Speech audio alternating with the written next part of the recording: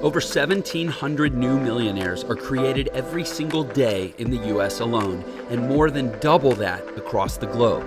They're people from all walks of life, most of them people just like you and I. So the big question is this: how are so many people who didn't inherit money or have any special advantages overcoming the odds and becoming millionaires? That's the question, and this show will give you the answers. My name is Jeff Lerner, and welcome to Millionaire Secrets.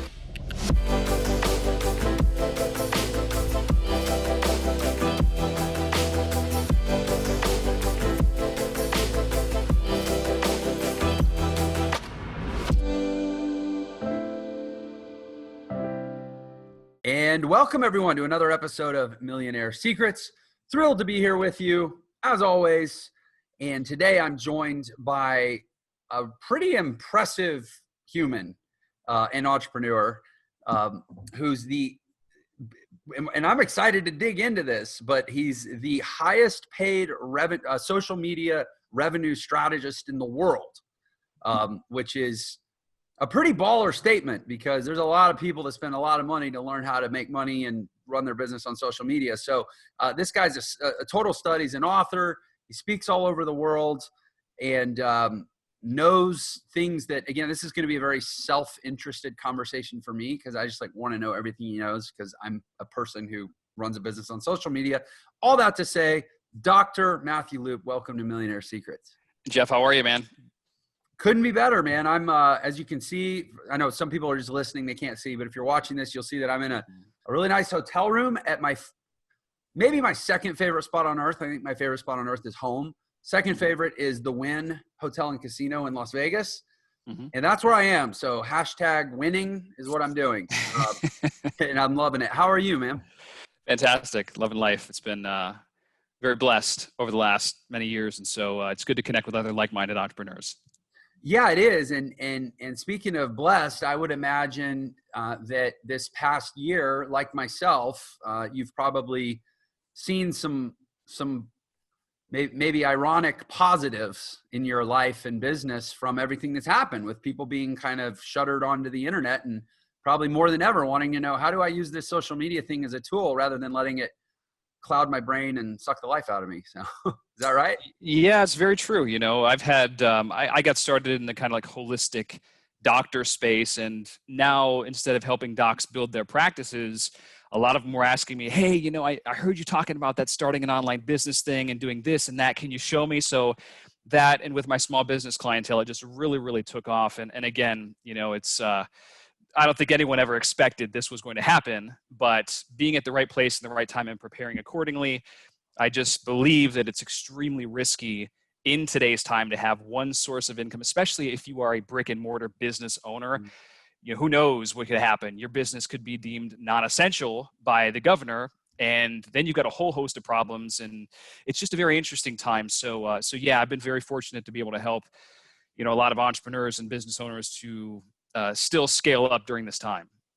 Yeah. You know, one of the messages I've really been trying to push to the market and, you know, partly out of, you know, business-based self-interest, but honestly, more than anything, just as an act of like grace and service is like, I know it feels terrible right now, what's happening, but it's just an acceleration of like what was already happening. Like brick and mortar business was I don't want to say it was crumbling, but it was dramatically changing and being reinvented by forces that were here before COVID and that are still going to be here after COVID. And that if anything have maybe been given a little bit of a nudge by COVID, but like all the things there can be huge positives for people professionally by essentially having been forced to accept the reality of the internet and what it means for business. Because, you know, sometimes people don't make a change until there's so much pain associated with not making the change that now this year, all the universe has just kind of ratcheted up the pain. So people are paying attention, but like they should have been paying attention all along. And if hopefully now moving forward, they are paying attention and they never have to go back to that place of being so tragically vulnerable in the way that's been exposed this year. Sure, sure. If this situation didn't light a fire under you, that's just like nothing will. So no, but I would agree. I've seen a lot of businesses definitely one take what they have offline. I mean, consumer habits have shifted. Obviously, people are realizing what they really need to go to the store for and what they don't, and that does Right. affect a good portion of small business. And but there are a lot that are adapting, having some type of virtual component and or digital online. I mean, I've seen some pretty creative things, but we shall see how the next few months to a year shapes out. It will be very fascinating. Yeah, it sure will. I'm curious, have your have the fundamentals or have your basic kind of core concepts of what you teach and espouse, have they changed in light of COVID in terms of like, here's the strategy for monetizing and scaling with social media, or is it just kind of like more now? I think that the stuff that I teach like it worked really well before and it's working even better now because part of that is relationship building. Yeah. And I've told a lot of clients, it's like 7 months ago, I said, instead of pulling back and scrimping and saving, you need to be doubling and tripling down on your best content. I mean, spend what you can because you will gain so much market share. You're going to deliver value to the market. I mean, think of Coke and Pepsi, for instance, two major brands. Let's say during this pandemic, Coke decided to pull all of their funds out of television, radio, social media, and then you had Pepsi that just decided we're going to give a big hug to the community. We're going to consistently put stuff out there over and over and over. They would gain so much market share because they were there for the consumer when it mattered the most. And this is Mm-hmm. doesn't matter what business you have. People are looking for some type of certainty in this unstable world, a friendly face, somebody that can bring value into their lives. And like I've been trying to tell a lot of clients, doubling and tripling down on your best stuff, whatever that is. If you were a doctor, whether it was a chiro or a PT or physiatrist, and you had a great video on 2 simple stretches to help with low back and sciatica pain, get that out into the market. Just demonstrate that you can help people, even if they're not coming in right now, but just so you're there helping them do something at home. And what we've seen in certain markets, especially in the local business field, is that certain areas are more like open than others now, obviously, and more receptive to doing different things. And these practices, these businesses are just skyrocketing because people are ready now. And, with Facebook, we have the beautiful thing about the custom audiences and the retargeting element. So we can come back around and show people that watch 50% of our videos more content and really dial into who's interested in our stuff. So yeah, I mean, the growth can be really exceptional if it's played right. Yeah, and I'll simply say that I'm a case study in exactly what you're talking about. I mean, our business has absolutely exploded this year, and just kind of to what you said, right place, right time. But luck is when opportunity meets preparation, right? I mean, in order to double down on your best stuff, you have to have done the work to figure out what your best stuff is. And there's probably some nuance to what you mean by best stuff. Is it your highest converting sales video, or is it your most engaging, effective relationship building content? I suspect you're saying now is the time to really, really focus on building relationships. 100%. And you can still have a direct response component, whether you're trying to get people to register for a webinar, download a free report, or even to sell them something. But it's important to kind of pay closer attention to the customer journey at this stage because you are dealing with a lot of individuals that have been affected by this whole situation in many different ways. And that's another way that you can humanize yourself Yeah. to almost tell stories. This is one of my favorite elements of just social media promotion advertising, is to really tell a story most effectively to get them to relate with you and to follow it. I mean, this could be a 500 or 1,000 word post, simply just to create that connection. And then once you've got that, it's interesting who typically follows you. And, I remember the stories my mom used to tell me when I was 5 years old growing up, so that's a way that I think just a lot of entrepreneurs have missed the boat so far because everyone's still concentrating more so on this, or I should say a large portion of the market are concentrating on the direct response only, Yeah. as opposed to hitting it at a deeper emotional level. And I think that people want to be touched that way during this stage. Yeah, it's interesting. In good times, I would say, money's burning a hole in everybody's pocket and they're looking for stuff to buy.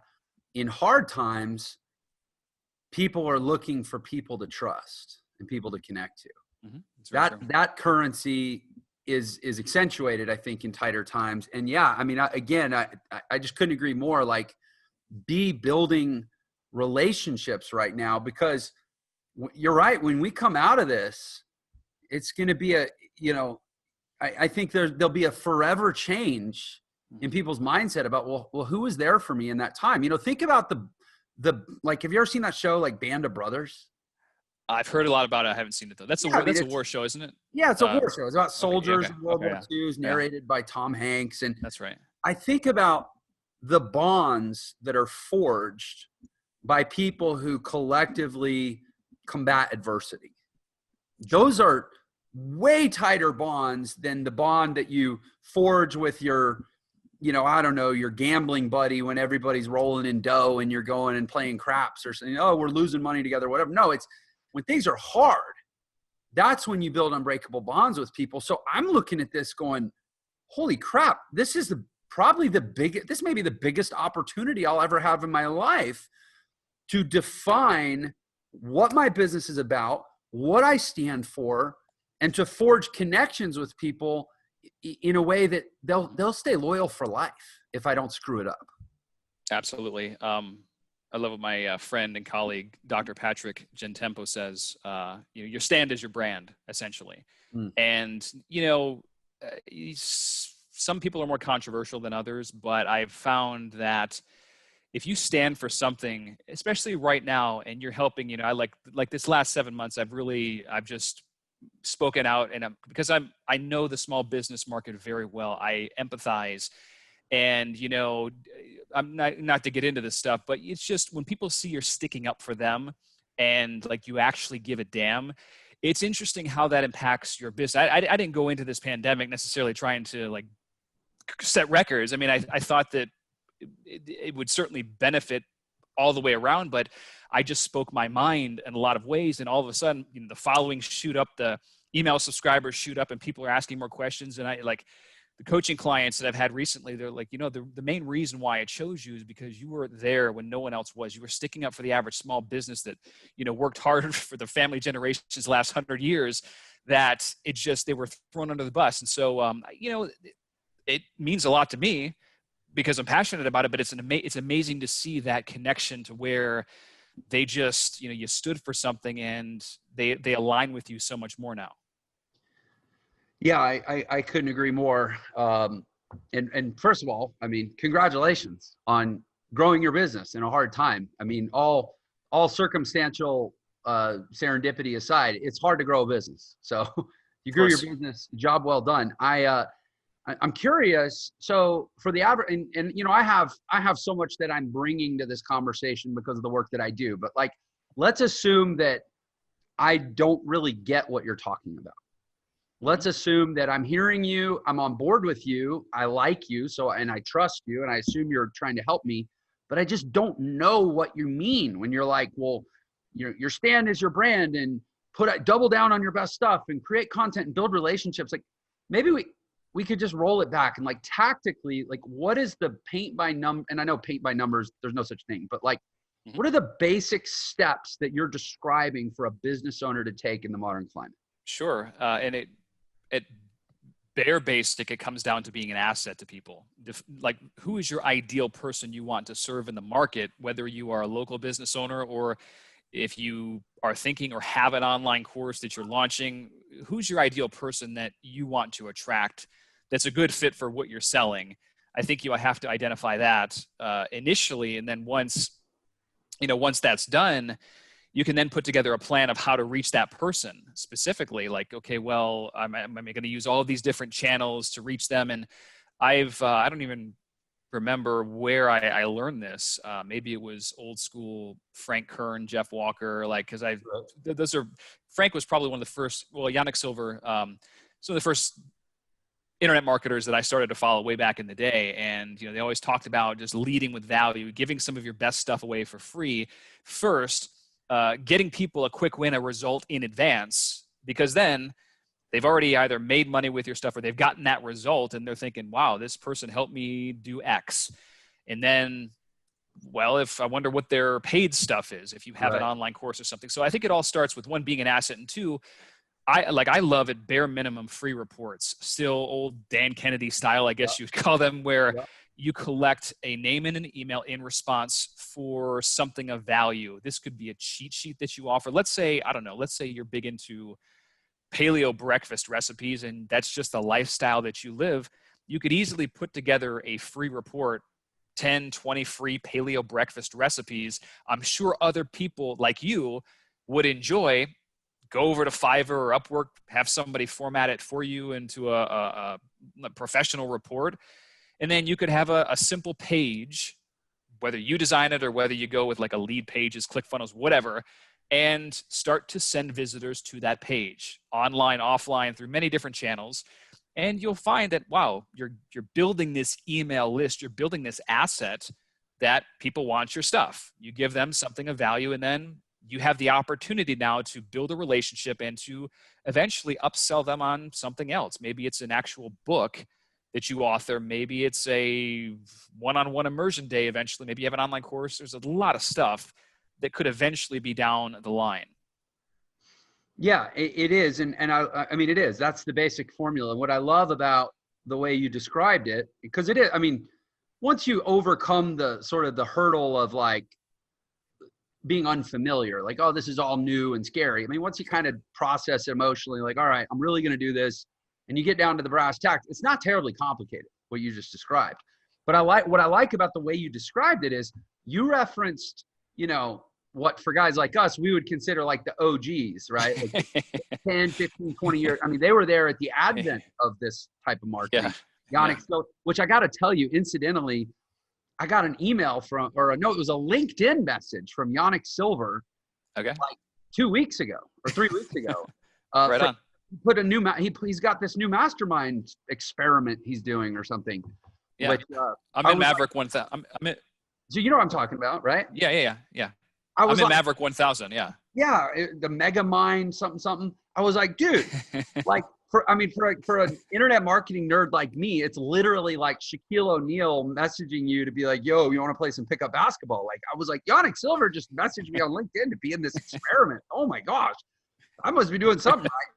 But I love that you reference those guys, because what it illustrates is that the fundamentals, I mean, this world that we're talking about, it's been around now for like 15 or 20 years. I mean, I interviewed John Benson on my podcast a while ago, and he started writing VSLs in like 1996 or something. I mean, it's crazy. And yet the fundamentals, they haven't changed. I mean, what you just said was literally true 20 years ago. And so to a lot of people, this is all new. It's all like, oh, COVID opened my eyes to this world. Look, this world is solid. It's been here a while. It ain't going anywhere. The fundamentals are sound. You know, the best time to plant a tree was 20 years ago. The next best time is right now. Start learning. Yeah, you know, and what's interesting, and you know, I'm sure you know this really well. On top of it is, so I started my journey learning from internet marketers before. I guess social media was right around that time. I was in the MySpace days, getting patients into my office of all things. Like, you know, who knew that would become something? I was at the right place at the right time, but I was still studying guys like Frank Kern and Yannick Silver, simple copywriting, you know, using words to compel people to take action, and then seeing what they were doing. But you're right, the fundamentals, they haven't changed. And even like I tell people all the time that are, and it's very easy on social media to get caught up in the latest and greatest tactic. And there's a lot of great strategies you could implement. But if you don't have the fundamentals mastered, if you haven't built a great foundation to stand on, then it's not going to matter at all. So I just think that too many, you know, aspiring entrepreneurs or entrepreneurs, they get tripped up on just the tactics per se, and they don't even lay a good foundation. And it's very unfortunate because they never get the results that they want. So as part of your social media, I mean, because you're primarily known as a social media consultant, right? But yeah, I mean, or strategist, social media revenue strategist and speaker. I guess those are my two main things. But to my point, it's kind of the way you're responding. You're like, yeah, I don't know, social. It's actually, it really is just direct response marketing. Social media is just kind of this fancy new iteration of that. It is, but it's also fusing that with new social media technology and strategies. And I think that that's where early on, I never got caught up in the pep rally of social, because there's just a lot of stuff you could be doing, but yet again, you lose track of the simple things that actually make you money. If you can't write a sales letter, or you don't know where to go to get paid, like to have one write for you, you're going to make very little money because you can't Yeah. compel people to take action. Yeah. Yeah. And that's the point I was really trying to get to, is like the fundamentals are still the fundamentals. So, Mhm. so you were a chiropractor. It still I are. was, yeah. You Yeah. presumably still are, right? But Yeah. um, can you share a little bit? Because I love that, by the way. So many people that I talk to, I just interviewed somebody earlier today, Dan Henry. You probably know who he is, and he and I were Okay. both musicians, right?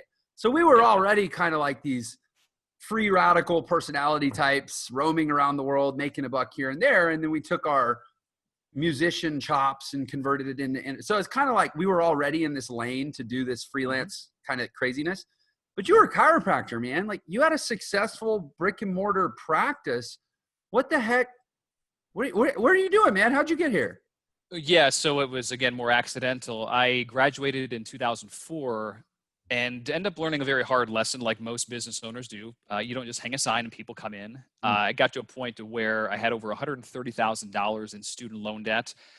Credit cards were maxed, $1,000 in bills due the following week. And it got to a point where I was so low that my ex-girlfriend's father had to cut me a check for $2,000 to float me along. And I just, when you graduate from school, you have these expectations, and my practice was moderately busy, but no one had told me that when you graduate, and let's say you're a provider and you accept insurance, which is an interesting game, that you might have to wait 2 to 3 months to get paid in Yeah. reimbursement. So it's not instant gratification. And I was very naive when it came to business. And And I'm guessing that, your landlord isn't willing to wait 2 or 3 months to get the rent, right? yeah, precisely. And it just was one of those things where I just didn't know. And so he bailed me out. And at that point, I was just so humiliated. And I'm thinking, one, I can't let him down because he actually invested in me. And that's just the worst, So I got to figure out how to pay him back the fastest I can. And then right around that time is when I started messing around on MySpace. Turns out those were real people that were on there. And initially it was a musician's network. And Mhm. then I just thought it was really cool. I started to build, randomly friend request people. And I don't know, 1 to 2% of all those individuals that were local, they said, "Hey, you're a chiropractor. I've got this going on. Can you actually help me?" And I said, "Yeah, absolutely. Come in the office or whatever." And that really started to grow and grow and grow. And so other colleagues got wind of what I was doing, and they said, "Hey, Matt, can you show me how to use this kids network?" Because they didn't know what it was. I began showing them, and eventually got to a point where I was so busy showing them, like my other friends and colleagues, and they would refer me other chiros and their other business professionals, that I was like, I got to figure out how to put this online or do something with it, which was a whole different ball game back then. You had to have 6 different integrations, and I was using disc.com to store my because I had CDs and manuals, and I didn't know about drop shipping. I didn't know about Right. the so you had to figure that stuff out. And eventually, as that grew, my secondary source of income overtook my primary, and I thought, this is crazy. I love helping patients in the office, but if I could help thousands of doctors reach millions of patients, that's pretty darn cool. And so I just basically shifted my trajectory into the consulting world. And, through that time, I've been very blessed to speak on a lot of big stages. Yannick, whom we were talking about earlier, I'm a member of his Maverick 1000 group. And that's how I got to go to Necker Island to hang out with Sir Richard Branson. Like, Yeah. stuff, like crazy stuff that I would just never imagine in a million years. But the opportunity came because of how I learned to harness social media in a specific way and to build relationships and connections. And it just snowballed ever since. So yeah, I was at the right place at the right time. And I got excited about this journey into consulting.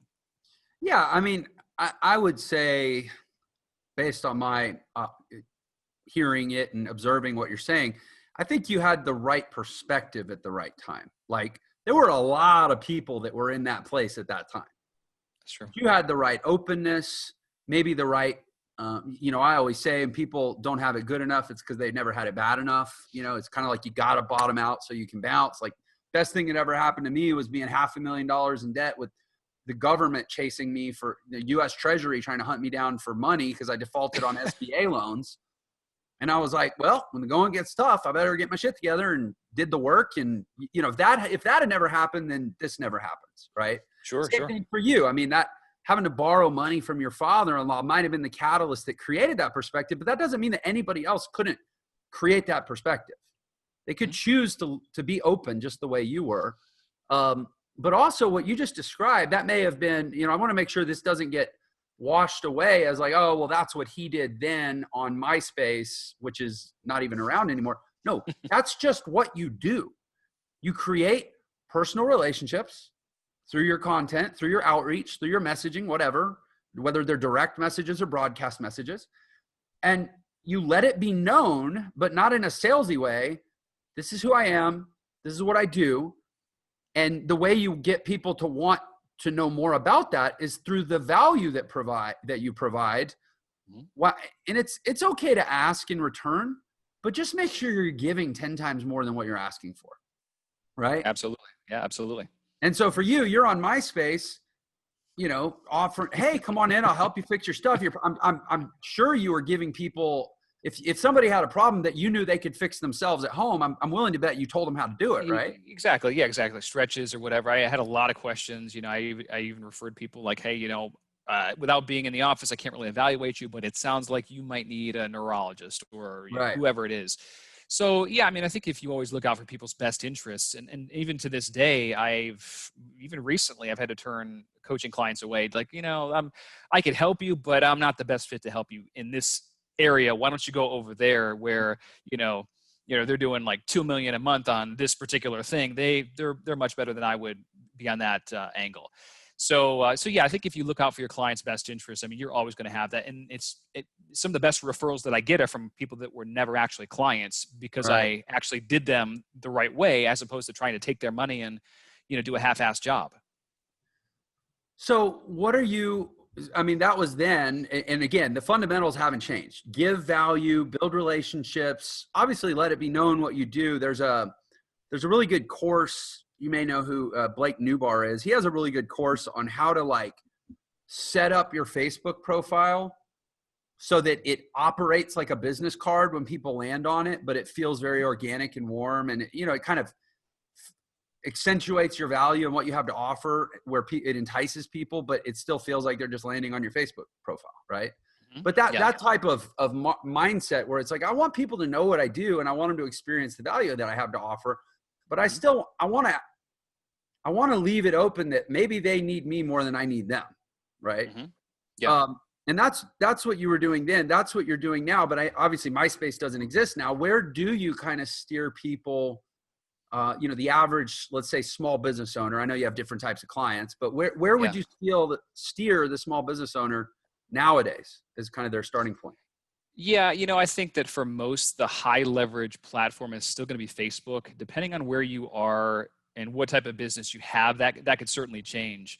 But let's say for your local business owner, there's still a lot of opportunity. And that also depends on if you're here in the States or if you are overseas. But it's smart. And this kind of brings me to like one of the trends. You never want to put all your eggs in one basket, but you certainly should plant deep roots. For example, let's say in Facebook, who knows, it could get broken up in the next year by the government. We don't know, but it is still a gold mine to get in touch with your perfect person. And if you are a man or woman of value, like the example that I gave before, if you're leading in with something, a free report or free paleo breakfast recipes, giving something away, getting them onto a list that you control, whether that's an email list, text list, mailing list, but it's off of the platform itself, you're setting yourself up for sustainable growth and sustainable relationship building. I've never been one to really focus on my numbers, like on the fan page or Instagram, whatever, because that you can't take those to the bank and cash like those numbers. Right. It just doesn't work like that. But the email list, that kicks the crap out of everything in terms of sales. At least I've found. So, and again, I come from the same world that you do, and I've just been ingrained and taught build your email list. And yeah, you can use these platforms on top. So, but it all starts with one platform, one channel, to get a system in place. And once you get that system in place, you can certainly ramp things up or add other channels and platforms to it. Yeah, I agree. And I can say for myself, I mean, I've been, I started planting the initial seeds of Entre Institute, which is my education company now, Mhm. 25 months ago. It was September 2018. And to your point, I started on Facebook Mhm. because of all the platforms. It was how I knew I was going to get the quickest feedback from the audience, from the market, to figure out, am I speaking to the right people? Am I delivering the right message? Is there resonance here? And then ultimately bundled with the tools that would ultimately allow me to retarget and serve content back to those people again, especially once I was ready to actually sell something. So Sure. I do as well. I steer people to Facebook for the most part as a starting point. But then, I mean, once you get everything dialed on Facebook, for us, it was so easy to just go, oh, let's just reshoot the videos in a landscape format and fire them up on YouTube, and everything else is like already vetted. Yeah. So, Yeah. and you already know your targeting. You figure out your targeting with Facebook because it's got the most robust targeting intelligence, and then you can just go apply it to the other platforms. What do you find are people's natural resistance or objections, or let's face it, usually that means their fears and insecurities around throwing themselves into this strategy that you're talking about? Yeah, I think that part of it is if you're talking about delivering value to an audience, Yeah. it's, you know, I mean, I still have this sometime, I guess, the whole imposter syndrome. Like you don't think you're good enough. Like who would listen to me about X thing that I'm trying to give? And it's just not even about that when you stop and think about it. It's about like demonstrating and giving somebody a thing that they can do to get the result that they want. If you help people and you demonstrate you can help them, you're going to have some loyal subscribers in your corner.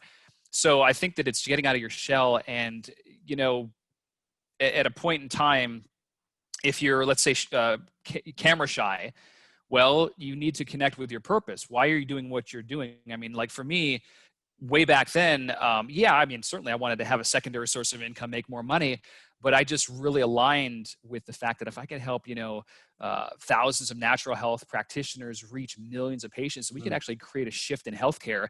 And so that was my primary driver. It was, money doesn't drive you for that long, Yeah. as opposed to a mission or something that's deep seated. So I think it's important to connect with why you're doing what you're doing. And when you do that, your purpose overcomes the fear, and then you're able just to break out of your shell. Like, all right, I'm going to do this video and put a great piece of content out there. It doesn't have to be perfect because done is better than perfect, but at least I'll get it out there. And my videos from 2006 are still on YouTube, and they're terrible. I mean, ridiculous, but I keep them on there to just show how far that I've come, and maybe to Yeah. inspire some people that I wasn't always fluid in front of the camera, but I just learned over time, and you will as well. Yeah. Everybody starts cringy. It's actually, you have to have a sense of humor about it in a future perspective where you're like, someday this is just going to make me smile. I'm just going to look back and just laugh. I'll share this with you because I do a lot of these interviews. And so it's not often I say that, like, I mean, actually every interview has amazing golden nuggets, but like sometimes they like rock my world. I had one earlier today, so I'll share it with you. It was with Nicholas Bayerly, who's the creator of Billion Dollar Body, the Billion Dollar Brotherhood. It's a men's movement for holistic, businessmen. And he said, we do this exercise where everybody always says, like, man, if I could go back to high school and knowing what I know now, if I could go back then, like, I would clean up, man. I'd be the most popular kid. I'd put all my money into Bitcoin, and I'd, score the touchdowns and whatever. Right. And that's a fun exercise, but it also doesn't do us much good because the one thing that's fixed and unchangeable is the past. Right. Mm-hmm. But what if you take the same exercise and you slide it forward on the timeline where you say, instead of wanting my present self to step into my past self, what if I invite my future self to step into my present self? Because I know that from where I'm headed, based on my belief and confidence in what I'm doing, which is a thing you have to work on developing, but I know where I'm headed. I know that, for me, Jeff Lerner, when he's 50 years old, dude, that guy's going to be so cool. He's going to be so smart, and he's going to have learned so much more than I know now. And he's going to be so mature and responsible and disciplined, and he's going to have more money, and he's going to be more sophisticated. And like, I really wish that guy would just step in and drive today. Well, let me invite him in, because it's already in there. It's only going to be shaped by life experience. Like it's just the big ball of granite that's, getting added to by subtracting from. You're chipping away. Like it's all, the sculpture is already in the granite. Your future's already in you. So just let that guy drive. And as you say that about kind of getting over it and putting yourself out there and doing that, I think that's an interesting metaphor almost to allow that to be easier. It's like, I'm going to take my future confident, projecting self and let him do the work right now, because I'm terrified. So does that make sense? I don't know. Yeah, no, I love the way you described that. That was very powerful. Yeah. Yeah. I thought that was so cool, because there's really almost no problem you need to tackle now that you're not going to be equipped to tackle at some point in the future, especially once you've tackled it. Mm-hmm. So just invite that guy in. Brilliant. Yeah. So anyway, that's what I'm going to start doing. Okay, so let's go through a little more the mechanics of your journey. So you're a chiropractor, you start, helping people grow their medical practice. At some point, you had to really, really dig in and learn these skills that we talk about, right? The skills that'll set you free. Everybody's looking for the biz op or the company or the platform, but really it's the skills. How did you learn the skills, the critical skills? I think that early on, when I was mentioning getting in touch with Frank Kern, I went to one of his events. It was, I think it was Mass Control. Mass Control. Yeah. And so that was in San Diego at the Hard Rock. And I knew like his course was probably the first one that it was like $2,000 back then, which is for me, but whoa, $2,000 for an online course. And so I learned very early on, investing in mentors, and the gentleman that I invested in for that program, because of course all his friends and colleagues that were gurus in the space, they sent out their own bonus packages for these. And one of them had this private dinner. And I said, are you kidding me? I can pay $2,000 plus get access to this seminar and get in a room with this guy that does probably over 10 million a year, who's like friends with X. And I was still a little bit naive then, but I'm like, that seems like a pretty good thing to do. And I did it, and it was an amazing experience. I ended up sitting at dinner next to a gentleman that was on Oprah a couple days before with his best-selling book. It was just like the quality of the people in the room, it was just way, way high. So I learned early on that, one, investing in certain mentors can accelerate your process really easily. And I hear people say there's no shortcuts in business, and I would totally disagree. You still have to do the work. You got to get your hands dirty. However, I would have told my earlier self that, for X amount of dollars, you can get in these circles, get in front of these people, and you're just, once you're in those circles, you're accountable now, which forces you to learn faster. It's a super easy way to hack the growth process. And so that's when, like that course, I went through his course, and then I ended up buying, there weren't any really solid social media. Like I learned MySpace myself. YouTube came 2006, figured some of the major components of that out. It was, ranking videos and all this other stuff. And then Facebook opened up publicly not long after. So I just had my finger on the pulse of social media wise, but I knew that alone wasn't going to pay the bills. I could build the followings, but then again, the sales pages. And so I invested in, I'm trying to think of where I learned the most about writing copy or analyzing. I would just read sales letters, stuff that I found interesting that pulled me in, like, guys like Gary Halbert, John Carlton, and of course, Frank Kern was a masterful copywriter as well, Dan Kennedy. And you study and you read enough sales letters, you kind of start to get the patterns and where things are going with that. And that literally changed my life, because you can use that in a seminar when you present at the close, you can use it online with face-to-face interaction. And so learning those certain skills like that from just the best of the best, it pushed me in a whole different direction. Yeah. I'm a big advocate that for people like, cause my mission here, man, like I want to I know I'm not going to save everybody. You're not going to save everybody, but man, we can try, right? Just because we live in a world now where anybody that wants to be free can be free. I mean, you're free, man, right? Like you're not having to wait 3 months to be reimbursed by insurance companies now to hopefully pay your father-in-law back. Like you're free. I'm free. It's right there, but it's the skills. It's not the company. It's not the software. It's not the platform. It's not the business opportunity or the MLM or the potion or the product. It's the skills. How do you, what's your experience, I guess? Because like, you know, you're talking to Mr. Business Owner and you're like, man, you got, you know, here's the formula. You got to put yourself out there. You got to figure out, you know, create your little content machine where you can make a video and create awareness with it. And you got to be bold and overcome your fears and put yourself out there. But also you have to learn to deliver language in a compelling way, whether it's written, whether it's spoken, whether it's auditory, whether it's, you know, visual on a stage and digitally. Like how do you lead? Because so many business owners, they're practitioners. They're not marketers. Yeah. What's your most effective way of kind of getting people to embrace that fundamentally your business, no matter what your business is, your real business is sales and marketing. And those are the skills you need to work on just as much as you work on your fulfillment of whatever your product is.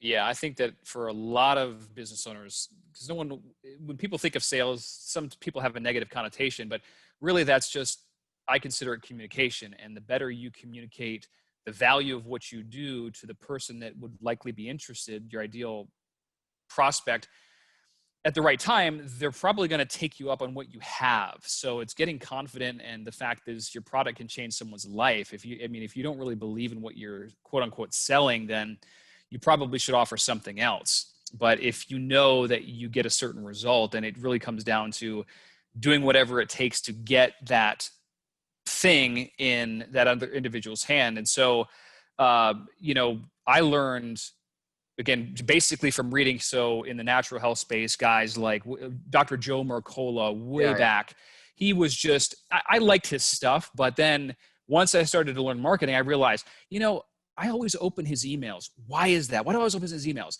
And I started looking at his subject headlines, which doesn't matter if it's email subject headlines or a Facebook ad headline, or it's that initial, like, it's got to grab your attention and it could be benefit rich. It's got to make you curious. So that's in my opinion, the simplest way is to figure out what draws you in. And there are people that have already paved the way for you in whatever industry that you're in.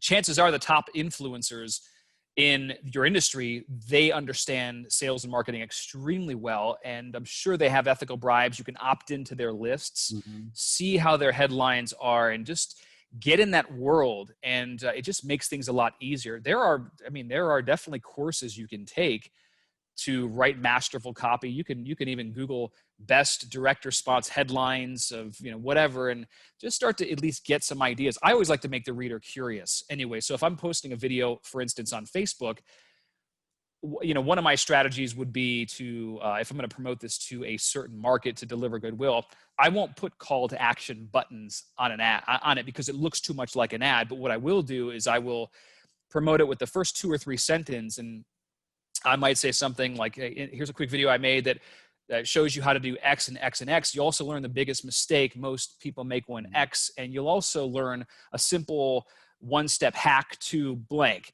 People like things fast, easy, simple. In a lot of regards. So having that in your marketing, but not sounding too sensational like the National Enquirer. Right. You know, I mean, you have to. It has to be in your voice, but it also has to be compelling. Many copywriters, they've got different styles, so it's important to expose yourself to those different styles and feel what resonates with you, but also what is pulling you to click on certain things without being too, you know, clickbaity. What do you think is, and by the way, that was, I mean, obviously you didn't complete the sentences, but like copywriter to copywriter, I'm like, yep, that's good copy. Like, you get it. You know, it's, you just kind of develop this idiom, it's a vocabulary, it's a language, it's a style, it's a syntax. It just works. I'm saying this to the person out there who's like skeptical. Like, I promise you, man, this stuff is a superpower. You can even go on YouTube. If you go on YouTube or social media sites, for example, and you type in whatever keyword you want, it could be paleo breakfast recipes on YouTube. You can search by the most viewed videos, and there's usually they're the most viewed for a reason. Maybe they're running advertising to the video, maybe, but chances are a lot of those are organic, and you can look at the titles of them. You can look at the image. How does the image compel you? What is it? So again, you don't have to reinvent the wheel with this stuff. You just observing, oh yeah, why does that work? Oh, this is why it works. And you just don't complicate the process. And then I would say to take that even further, cause you might find a video that's like, it's, let's say Grant Cardone, right? If you're in my business education space and you're like, oh, well, of course it's got a lot of views. It's Grant Cardone. Yeah. But how did Grant Cardone become Grant Cardone? Go look at his channel and start going back through the videos and figure out his style, because eventually you're going to be watching videos that were popular because they were well constructed, not because Grant Cardone was Grant Cardone, because everybody started before they were who they are. So don't write it off. That's the biggest thing I see people like, they want to write it off. They see, oh, he's got a 2 Comma Club award on the wall. Of course he's successful. No, he's got a 2 Comma Club award on the wall because he was successful.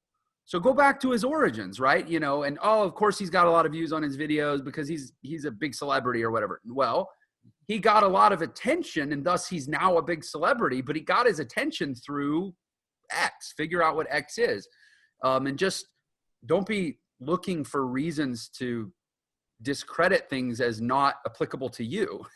Yeah, one of the healthiest things that I think that I did early on was when I saw a guy like Frank Kern or John Reese, do $1 million launch in a day.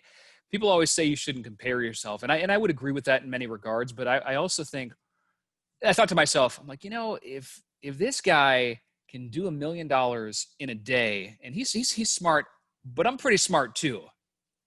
I could do an extra 100,000 this year. I'm certain I can do 100,000 this year. So what I thought was realistic at the time, I said, I can do a 10th of that, at least have a separate online business.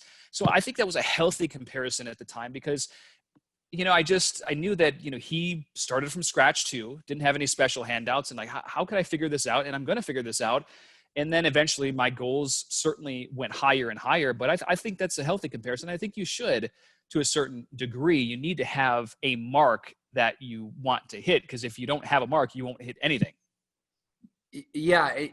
And, I suspect all people that kind of break through have that same experience where, part of the value of that comparison is, sort of forcing upon yourself the realization that like, there's fundamentally not a lot of difference between them and me. They're not better. They're just further ahead.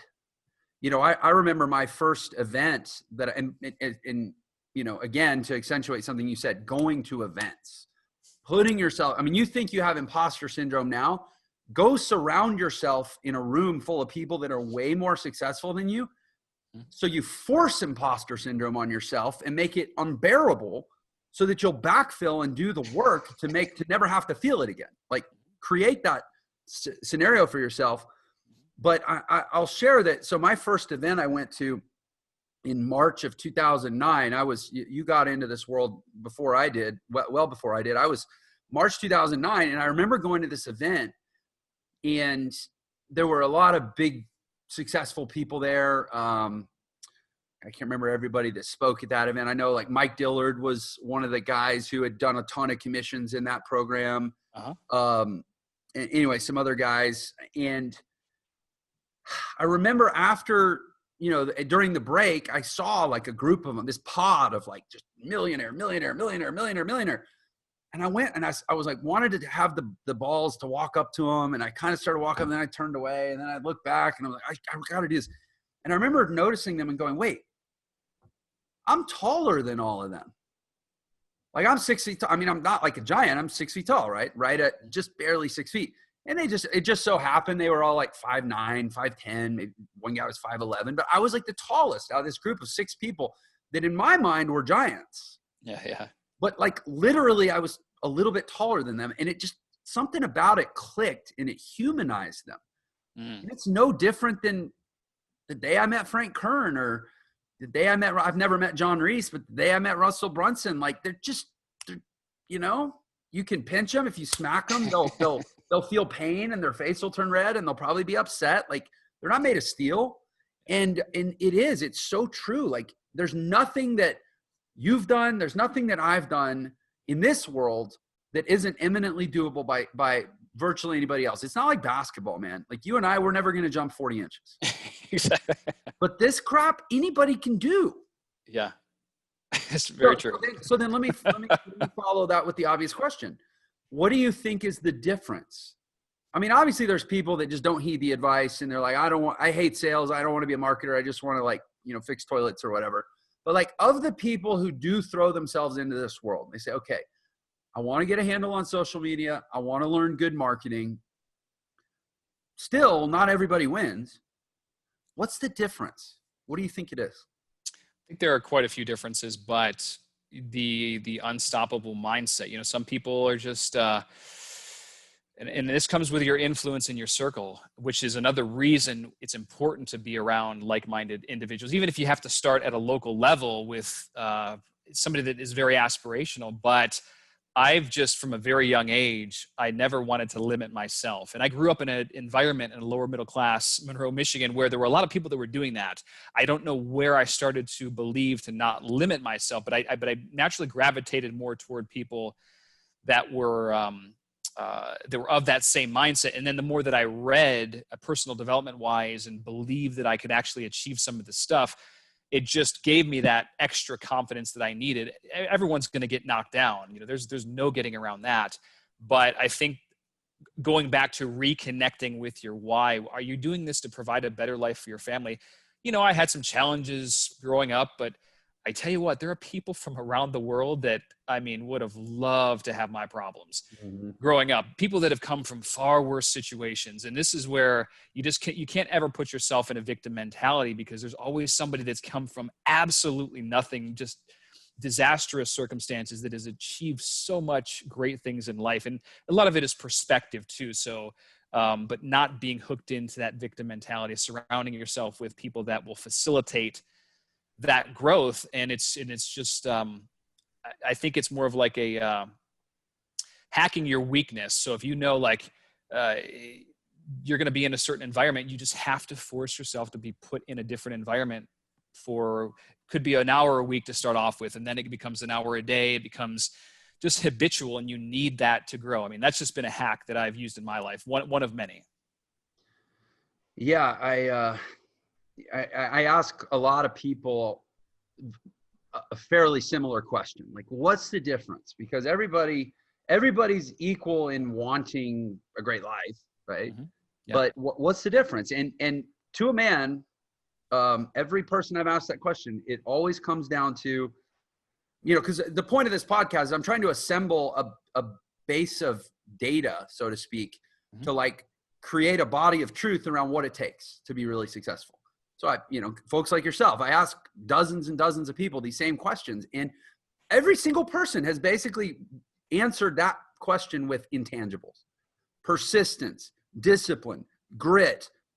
You use the word unstoppable, relentlessness, mindset, perspective, influences. And the tough love on the other side of that is, if you don't have what you want, it's your fault. 100%. Right. But that's it's a truth that many don't want to accept, unfortunately. But those that do can change their life, can change their family's lives. And I've seen it happen. So I would totally agree with you. Yeah. And if the word fault is too abrasive for people, maybe we'll just swap out responsibility and opportunity. I love direct truth. Yeah. Amen. I love direct truth, yeah. Give it to me square. We'll just go with fault, right? No, but it's, it's the opportunity of, it's that rock bottom moment. For you, it was having to go to your father-in-law for money. For me, it was hiding from the government in a massive amount of debt, because I think the power of those moments it's the moment when you can no longer hide from that direct truth that, you know what, I'm responsible for this. I created this, and I'm going to have to be the one to fix it. And to do that, I'm going to have to get really uncomfortable and probably seem a little bit weird to the quote normal people, right? Yeah. I always take the philosophy that I am in the right place at the right time, always. I might not understand why I'm here, but I'm always in the right place. And I even heard Tony Robbins say a long time ago, like, we don't control who we're born into, the environment, but we do control our choices as we get up in age. And so it just makes a lot of sense. I'm a logical person. And I've just found that accepting the fact that I'm here, I don't know why I need this in my life to make me grow, but this is the situation. What am I going to do next to overcome this obstacle or challenge? Yeah, it's really empowering, actually, what you just said, that to realize that on the day you were born, you had the lowest ratio you'll ever have in your life between choice and chance. Like the day you were born, man, it was a roll of the dice. Like you didn't have much control, but every single day that passes, that ratio flips. And frankly, by the time you're like 14 to 18 years old, somewhere in that range for most people, your life is a lot more dictated by chance than choice. And so, and every day that goes by, it's only more so. I actually think that's really empowering. Huge. I mean, it's, when you accept that truth, it does it put me in a state of ease almost. Yeah. And then I was able to work a plan. Like, okay, this is the situation, but this is step 1, step 2, step 3. And if I just keep moving forward, that consistency is what really pays dividends. That moves mountains. And I know we get a little bit anxious and we want the instant gratification, but what they say, Rome wasn't built in a day. It's very true. If you can be consistent, that effort will pay off exponentially as the months and years go by. I think that's a perfect note to end on, man. We'll just let that hang in the air. Consistency, right? The one thing people they want to fight against, but it's true. It'll hit back harder if you try to fight it. Dr. Poole, thank you so much, man. It's been amazing having you on the show. I want to let the audience know we put together a special offer for the listeners of this episode. If they go to millionairesecrets.com/Matthew P. I'm sorry, Matthew L. I got the letters flipped. Matthew L. millionairesecrets.com/Matthew L. I said Poole. It's Loop. Loop, yeah. I swear I've always said I'm like 1% dyslexic. I do that. I flip words. Yeah. It's all good. Anyways, for millionairesecrets.com/Matthew L. And see that you can be partially dyslexic and still succeed in all this stuff that we're talking about. And get a copy of our free book, The Millionaire Shortcut. It's the fastest way to become a millionaire. It's a super quick read. And we'll know that you came from this episode. So I appreciate the audience, everybody who goes and grabs that. And again, Doctor, it's been wonderful having you on the show, man. Thanks for being here. Jeff, thanks, brother. Appreciate it, man. Thank you for watching Millionaire Secrets. If you enjoyed this episode, please share it with your friends and leave us a comment below. And don't forget, Millionaire Secrets is available on all the major podcast platforms as well. Subscribe wherever you listen to podcasts so you can listen on the go. Thanks for watching.